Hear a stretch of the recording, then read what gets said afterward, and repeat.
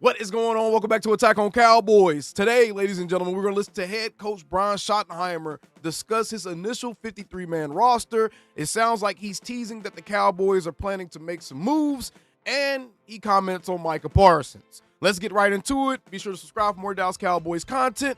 But first, word from our sponsors. And our sponsors today just happen to be Dallas Cowboys fans, just like you and me, man. Except they are going to be taking their show on the road as the Jet Lag Warriors YouTube channel. You can find those guys over there. They're going to be traveling to every single Dallas Cowboys game this season, and they're going to be chronicling their experience via their YouTube channel. You'll be able to see how different fans at different stadiums treat Cowboys fans who come to games fully decked out in gear, including in our Week 1 matchup against Philadelphia at Lincoln Financial Field. In total, they're looking at over 14,000 miles over the course of 18 weeks travel. Somehow, this guy who's a massive Cowboys fan managed to convince his wife to make this trek with him across the country so that they can experience what game day is like at every stadium, from fan support, atmosphere, the tailgating experience, and even giving you guys highlights from the game via their channel. The goal here, to figure out which teams truly have the best fan bases, which stadiums are good, which ones suck, and essentially they want all of us to accompany them on a Cowboys road trip of a lifetime. So y'all be sure to check out our new friends Jet Lag Warriors YouTube channel to follow along. Again, shout out to Jet Lag Warriors for sponsoring this video, and now let's get right back into what Brian Schottenheimer has to say.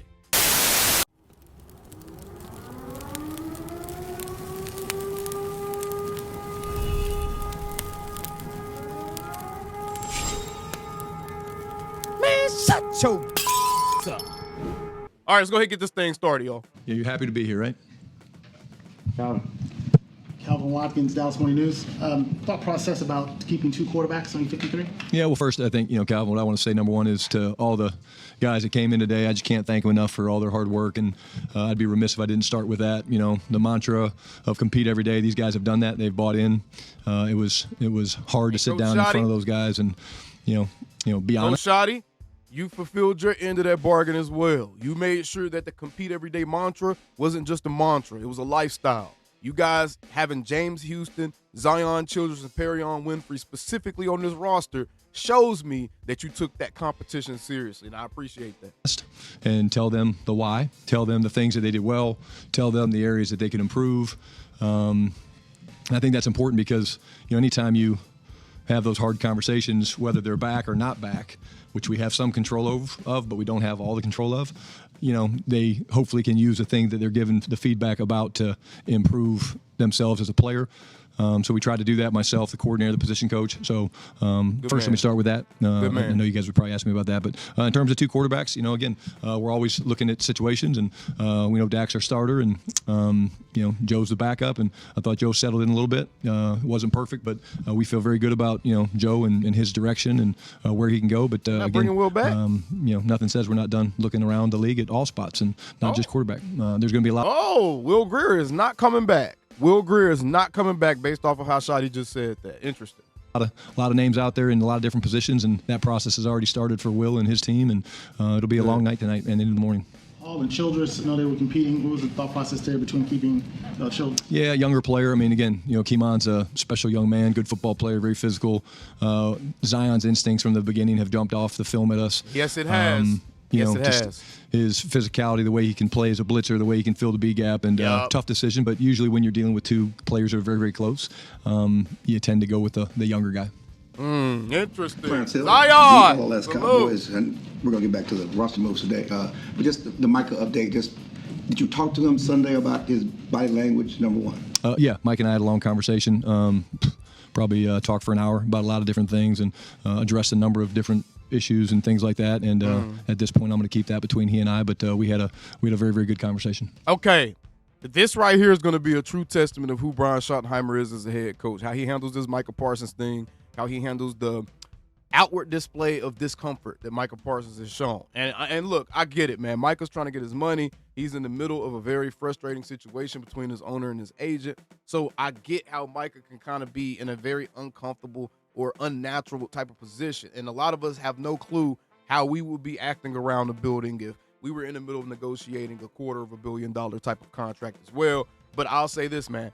If Brian Schottenheimer allows certain types of examples to be set, then I think that does undermine his authority, and I think it does undermine his overall message. And I think that Micah Parsons has to be very, very careful with how he allows his contract situation to affect how he comes to work, right? And I say that because, for one, he's under contract still. For two, you're trying to be a leader. You're trying to be a leader for this Dallas Cowboys team. And just whether it's blown out of proportion or not, bro, the whole sleeping on the sideline thing, or even looking like you're just disengaged from your team, disengaged from the game on the sideline, is just not a good look. And it's not something that we know Micah Parsons would normally do. That's the thing. If it was something we knew Micah did every game, then it was like, okay, this is a non-story. But we know that Micah Parsons is an uber competitive guy who's usually extremely engaged with his teammates. So him kind of having that outward display of, I guess, dissatisfaction is just not a good look. So I really want to see, even if this contract thing doesn't get settled before the season, I want to see how Micah's conduct changes after him and Brian Schottenheimer's conversation, if it changes at all. And to me, that's an indication of who Brian Schottenheimer really is at the core of things when he's faced with dealing with stressful situations. Okay, moving forward, obviously this is all about September 4th.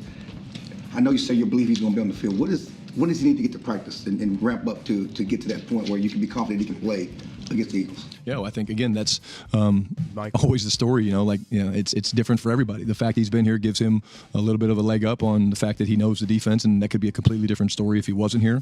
But at the end of the day, I think once we want him out there as soon as possible. And when he's feeling up to it and all those things is a big factor into it. But every day that he can get out there and get reps would be great. But I do think very strongly that him being around has helped. Him doing some of the walkthroughs and things like that does help.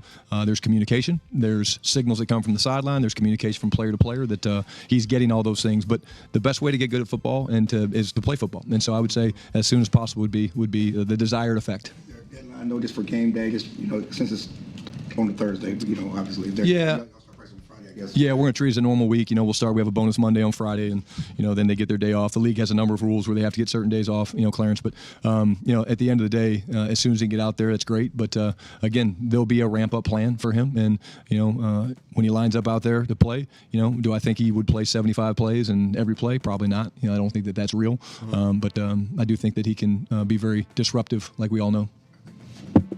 Brian, how arduous he's been. Has So he you given you already kind of assurance just that let he'll us know practice that if Micah does play, because of where he probably is in his conditioning and not being in actual football condition, he's likely not going to play his full load of snaps already. All right. come up in your talks? No, just again, wants to make sure he feels good and all that stuff. But again, like I said, I haven't changed my tune on the way I feel, and like I said, very, very good conversation about a lot of different things. So, power of communication, I think, is great, and having the conversations with him, but even having the conversations with some of the players today, it just reminds you the people side of this business is really important. And had a great conversation with Mozzie. Brought Mozzie in, talked to Mozzie, just same topic. Just, hey, consistency. It doesn't matter that you're a first-round pick. It's just we want to see you be more consistent. We know what you're capable of, and again, that's one of my things I'm really important. It's important to me is to find time to have conversations, and we all know Mozzie's because I think it matters. Consistency. He'll flash. Today, you have to won't do deliver it bad again news for to a while. guys that they're not making the team. But do you ever deliver good news to guys and say, "Hey, you made it"? It actually happened today. I'll share it with you guys. I'm sure he won't mind me sharing it. So we brought Perion Winfrey in, and he assumed he was being cut. And so he walked in, sat down in my office, and Will and I were in there, McClay and I were in there. And I did play it up a little bit. I was a pretty good actor, if I do say so myself, probably being kind of a jackass for doing it. But yeah, for I see real. how these are hard days, and there's a lot of hard conversations that have to happen. But this is one I've really been looking forward to, because I'm telling you, you've made the team. And he became very emotional. And then I became emotional, and then I looked over at McClay. He was emotional. And that's certainly something when you talk about a guy that's had this amazing game taken away from him, and you really realize how much these players love this game, what they sacrifice to play this game, what they have to, give up and go through, and the pounding it takes on their bodies. But the emotion of it, seeing Perion react like that, showed me two things. It showed me the passion that he has for this game, but also the pain that he's had to go through having it taken away from him and not knowing whether this would work out or not. And I told him, I said, the reason we wanted to do it is I wanted to see your reaction, because I figured you would react like this, and he did not disappoint. Special young man. Okay. John Schotty with The Athletic. What made the difference for Mozzie Smith for you guys to keep him on the roster? Obviously, he was playing in the final preseason game. Yeah, it's a fair question, and that was part of the conversation with Mozzie, that, hey, nothing is guaranteed. We're all competing, and you've got your 53-man roster, but then you've got your game day roster, and again, the message was the same. I thought Mozzie had 2 of his best practices last week. Thought he played well, had flashes during the game. Just okay yesterday. And so, again, the conversation and having hard conversations, some coaches might be like, yeah, hey, I'll just deal with that when we get back. But I wanted Mozzie to know that, this has nothing to do with you being a first-round draft pick. There's an expectation of you as a player because of how talented you are, and we've seen it. We just need to see it on more of a consistent basis. And, gave him my input. We had great conversation about, how we can help him and him figuring out his routine and getting his body feeling better and things like that. It's the power of spoken words, man, where you just get on the same page. And that way, if it's safe to say Schotty's a believer in the power of communication. We got another word of the day, y'all. Yesterday was encouragement. Now we got communication. There's a misunderstanding. It's not because I didn't have the courage to have a conversation. It's a misunderstanding because something was said that maybe they didn't like, and Mozzie didn't take it that way at all. It was a great conversation, but I just feel like you over-communicate as a leader that sits in a role like I do. And kind of a weird question, but do you have final say on all 53? Because there are a lot of people that believe that, for example, with Mozzie, that he's a first-round pick, and Jerry Jones is going to be like, Brian, I love that question, John. He has John. to be on the team. Yeah, again, I've never felt one-time pressure to do this or that because I don't feel like we have to because we have such good communication, and at the end of the day, this is something that I want to do collectively. Like, I want to do the cuts with Will. I want Will to be in there. I want these guys to hear the same message, and I think it's important that it's not very important for the fans out there to think Jerry's calling all the shots. Listen to the only other guy he's brought up was in that room with him. Will McClay, man. Will McClay, the guy that's helping him bring players into the team as well, bro. Y'all got to stop with all this pushing narrative stuff, man. I done seen too many people, Jerry told him, Jerry, man, shut up. Shut up, bro. Keep Jerry's name out your matter of fact, if you can't talk football, if you can't talk Cowboys on my channel without trying to shoehorn Jerry into every conversation, you got like 2 or 3 strikes and then you getting banned on this mug. Real talk. Not just me. Some of these guys, Will's been around longer than I have. He knows them why they were drafted, when they were drafted, and things like that. And so, to me, at the end of the day, I've never and will never look at this situation in terms of, hey, I have to have this. I remember Bill Parcells. I remember hearing it, however many years ago. I think it was here. If you're gonna, what was the comment? If you're gonna cook the food, you need to, buy the groceries or whatever it is. And I think the game has changed quite a bit from them. So at the end of the day, I never look at it that way. And we will always do things around here collectively.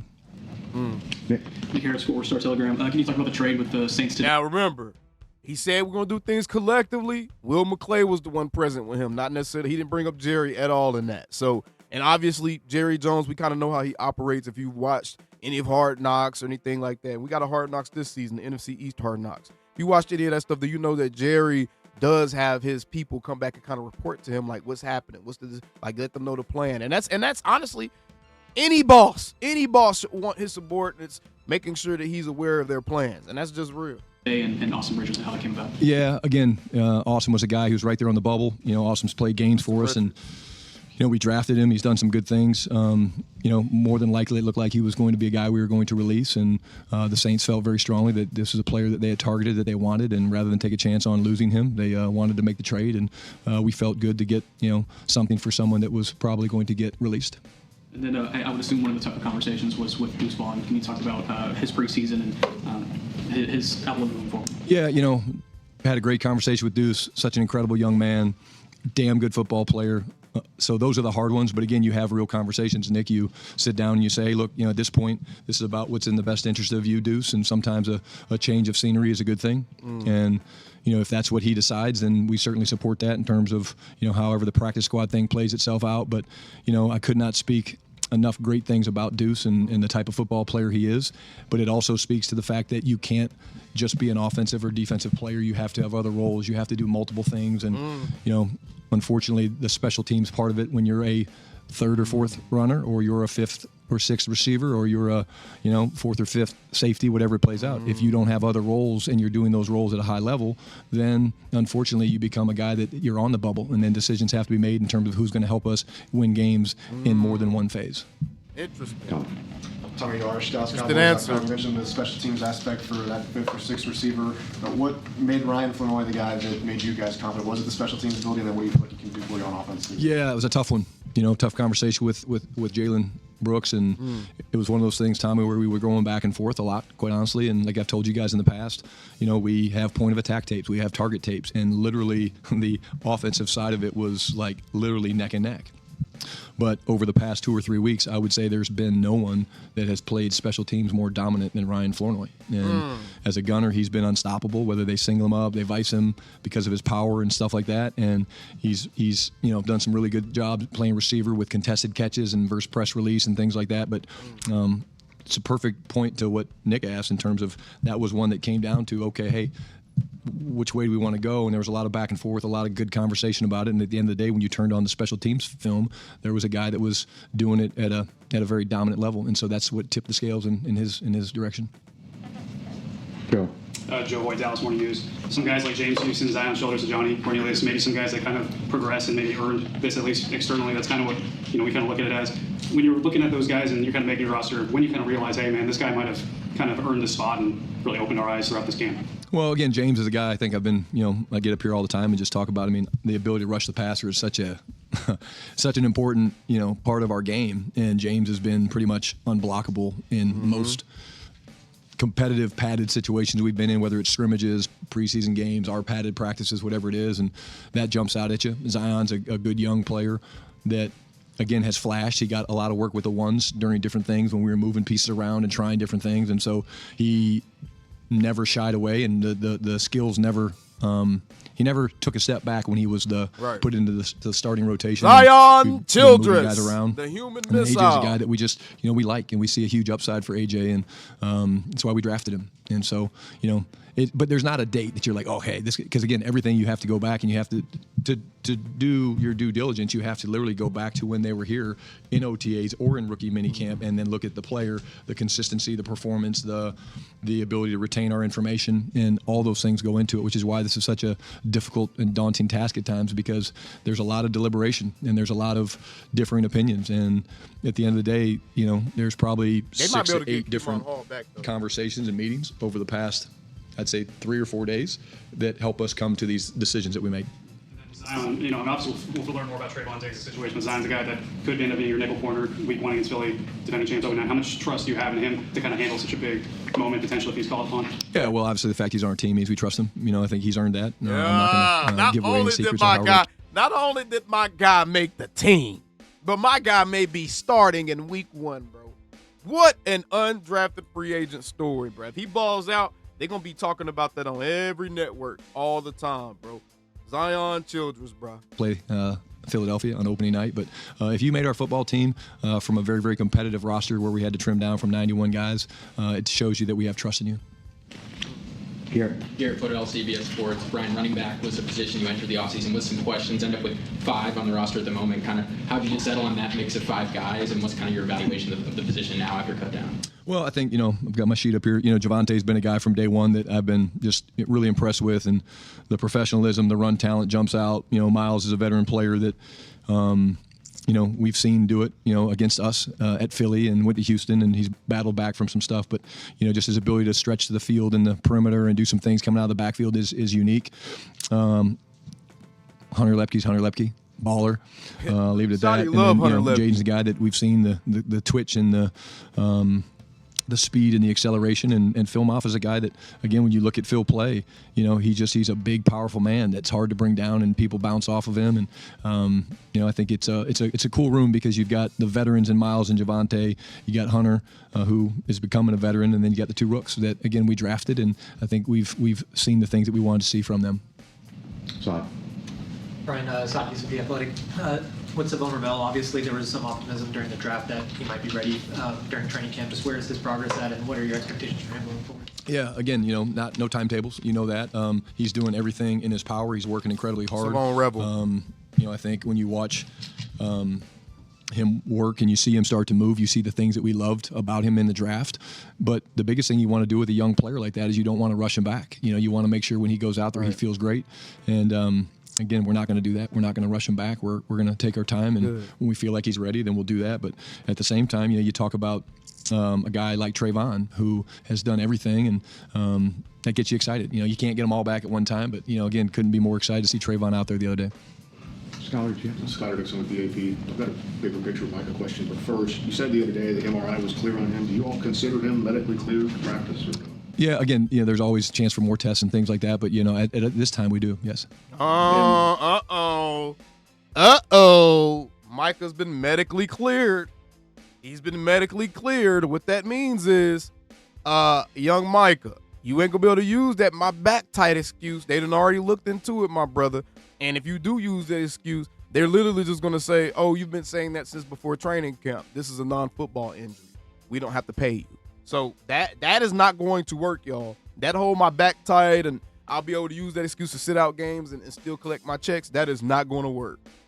You've been handed a pretty delicate contract situation in your first year as a head coach. How do you draw on all the years you've been in the league to try to handle that and deal with that? Just try not to get distracted by it. I think I get asked by it every time I come in here, which again, I understand and appreciate, but I can promise you when I leave here, I don't get caught up in it. I really don't. I don't spend a lot of time on Twitter and things like that, reading what people think and wonder why I'm running. You got a a Twitter, team. Schotty? I'm worried about the other Schotty guys, and the business side of it always works out.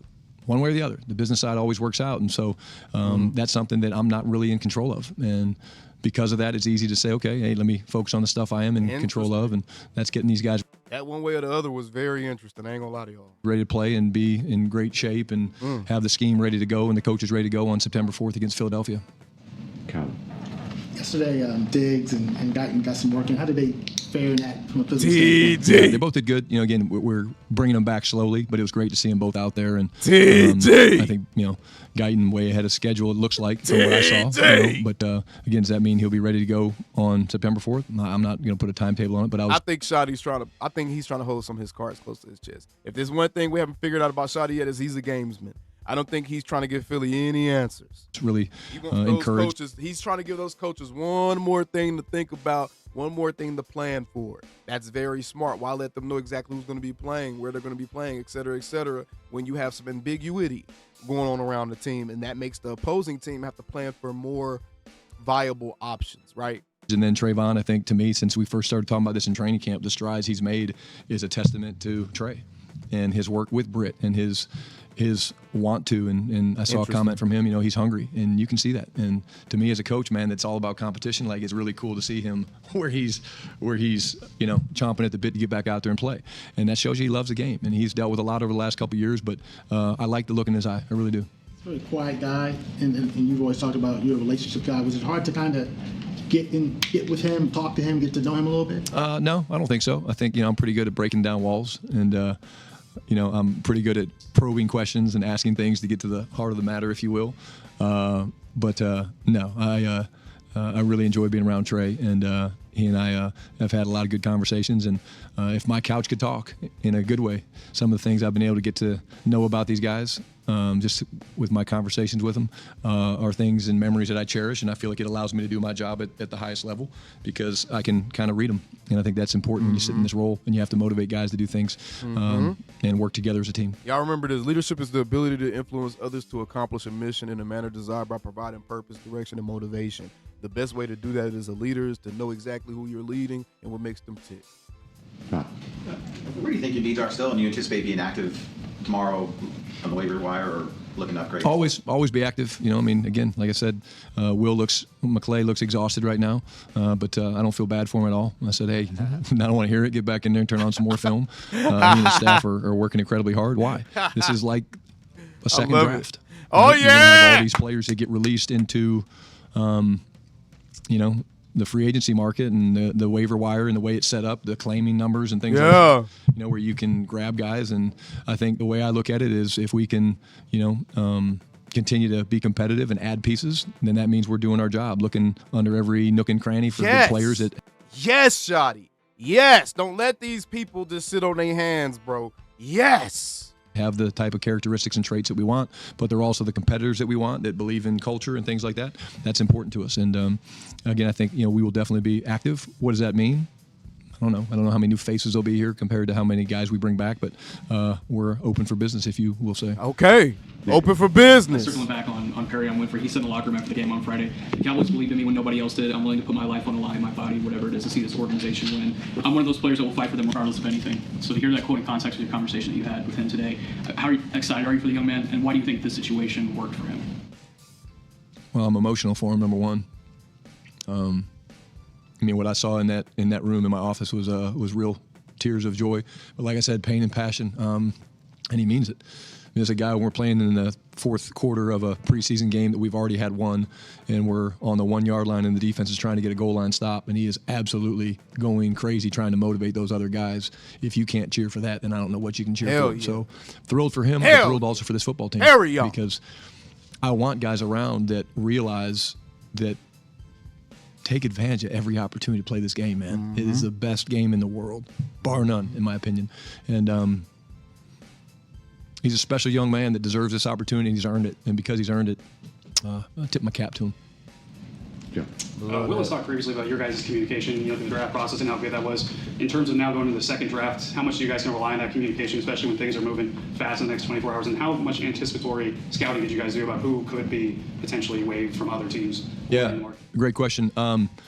They've been tracking guys really all preseason. With the coaches now, we're just kind of getting into it. We were focused on, selecting our 53-man roster and what that looks like. And now we dive into the film and looking at other things. And, okay, hey, these guys have been released and, they've got the head start. But in terms of the work, I mean, we'll sit down in groups and coaches and scouts alike, and we'll look at players that are out there, and then we've got decisions to make. Okay, well, compare Todd Archer to Calvin Watkins, compare those guys and who you want. And, okay, well, we definitely want Calvin over Todd. I mean, for different reasons. Right. But, it's nonstop, and it's already started for them. It's beginning for us as coaches. But, it's very seamless when you have the ability to have these conversations that go back to the draft, when it's like, it's okay to disagree, but just stay convicted to your point. And then let's ultimately turn the film on, because the film is what's going to speak volumes. It's not just, oh, well, hey, so-and-so said this about so-and-so.